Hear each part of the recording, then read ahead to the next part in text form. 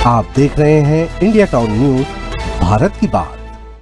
छत्तीसगढ़ की राजनीति में फिर गर्मी है और इस बार मुद्दा है जूते का साइज। जी हां, नमस्कार, स्वागत है आपका इंडिया टाउन न्यूज में। मैं हूं आपके साथ संजना कुशवाहा।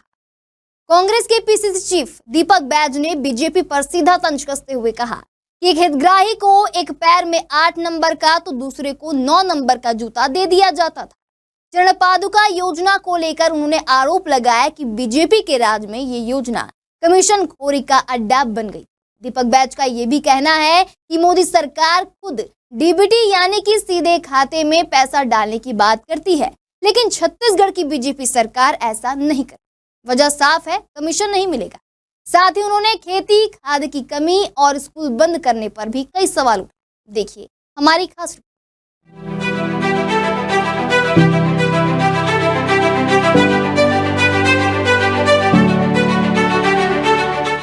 कमीशन खा खा के पेट इतना बड़ा हो गया है तो उनको योग ज्यादा करना चाहिए। सरकार के पास किसानों को देने के लिए डीएपी खाद बिल्कुल भी नहीं है।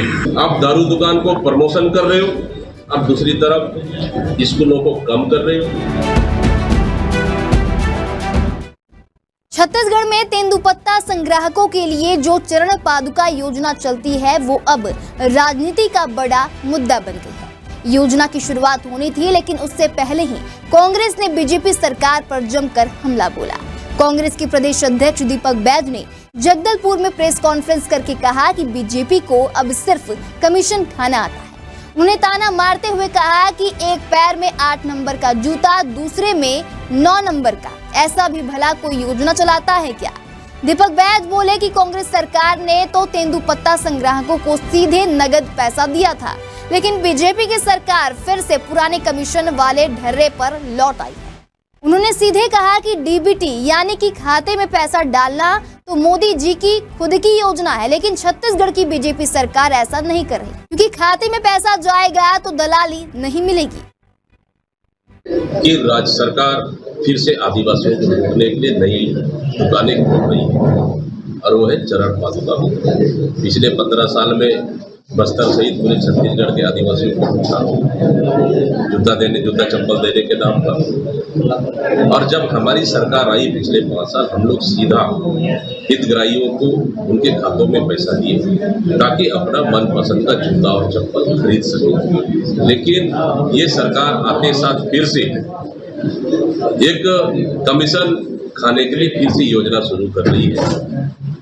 तेंदुपत्ता जूता वितरण योजना मैं समझता हूँ कहीं न कहीं ये भारतीय जनता पार्टी का ये कमीशन खाने वाली योजना है। एक पैर में 8 नंबर का, दूसरे पैर में 9 नंबर का जूता बढ़ते हुए हम लोगों ने देखा है पिछले 15 साल की सरकार। मोदी जी की योजना है कि सीधे खातों में डीबीटी के तहत पैसे जाना चाहिए, तो क्यों पैसा नहीं भेज रहे? इसलिए कि अगर सीधे खाते में पैसा भेजेंगे तो कमीशन नहीं मिलेगा। तो खैर 15 साल में कमीशन खाने का आदत हो गई है, तो सवाल ही नहीं ऐसी योजना चलाई नहीं चलाई।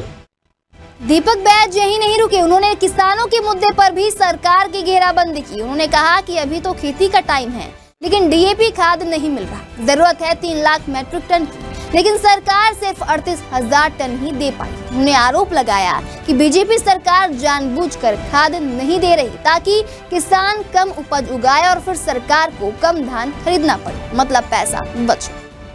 खाद बीज को लेकर पूरे प्रदेश में खेती किसानी चरम पर है, लेकिन प्रदेश में डीएपी की कमी की वजह से कहीं न कहीं किसान चिंतित है। 3 लाख मीट्रिक टन खाद की आवश्यकता है, तो सरकार सिर्फ अभी तक 38,000 मीट्रिक टन उपलब्ध करा पाई। और अब तो किसान भी चिंतित होने लग गए, आक्रोशित होने लग गए कि आखिर सरकार की मंशा क्या है। अपने आप को बड़ा डबल इंजन की सरकार दावा करती थी, तो इसका मतलब कि सरकार का मंशा और नियत साफ नहीं है कि किसानों का खाद उपलब्ध न कराए ताकि उत्पादन कम हो।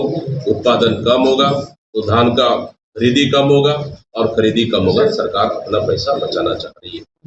इसलिए किसानों को खाद नहीं देना समझता हूं मैं कि किसानों के लिए बहुत बड़ा धोखा है। इसके लिए प्रदेश कांग्रेस कमेटी ने अब 25 से 30 तारीख तक सभी खाद संग्रहण केंद्र सोसाइटियों में जाकर धरना प्रदर्शन करेंगे और किसानों के हक की लड़ाई के लिए कांग्रेस पार्टी लड़ेगी।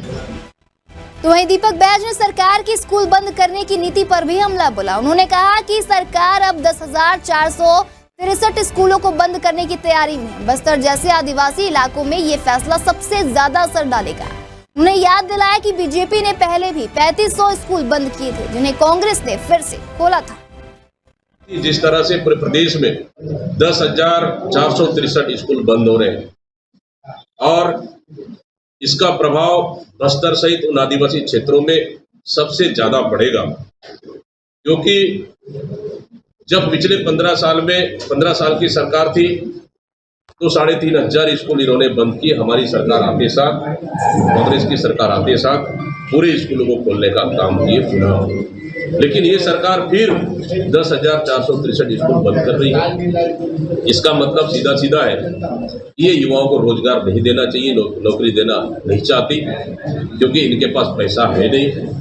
और साथ ही बस्तर जैसा क्षेत्र में 1600 से अधिक स्कूल बंद हो रहे हैं। इसका मतलब शिक्षक भी प्रभावित हो रहे और आदिवासी अंदरूनी क्षेत्रों में शिक्षा का स्तर गिरेगा। एक तरफ आप दारू दुकान को प्रमोशन कर रहे हो, आप दूसरी तरफ स्कूलों को कम कर रहे हो।